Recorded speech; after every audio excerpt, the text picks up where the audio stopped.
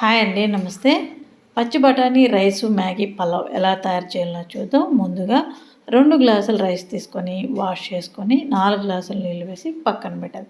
ఒక కుక్కర్ తీసుకొని కొద్దిగా ఆయిల్ వేసి హోల్ గరం మసాలా వేసి 2 ఉల్లిపాయలు కట్ చేసి వేసుకుందాం. ఇది మగ్గిన తర్వాత టమాటాలు 2 కట్ చేసి వేసుకుందాం.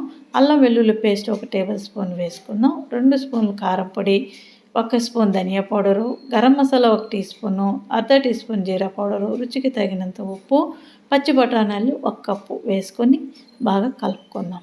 ఇందులో మ్యాగీ కూడా వేసేసి రైస్లో ఉండి నీళ్ళు మాత్రం ఉంచేద్దాం. ఇది ఒక్క తెల్లు రానిచ్చి రైస్ కూడా వేసేసి ఒక్కసారి కలుపుకొని కొద్దిగా కసూరి మెంతి, కొద్దిగా నెయ్యి వేసి ఒక్కసారి కలిపి విజిల్కి వేసేద్దాం. మనం రైస్ మామూలుగా ఎన్ని విజిల్ పెడతామో అన్ని విజిల్ పెట్టేసుకుంటే సరిపోతుంది. ప్లేట్లోకి తీసి సర్వ్ చేసేసుకుందాం. అంతే, పలావ్ రెడీ అయిపోయింది. ప్లీజ్ అన్ని సబ్స్క్రైబ్ చేసుకోండి.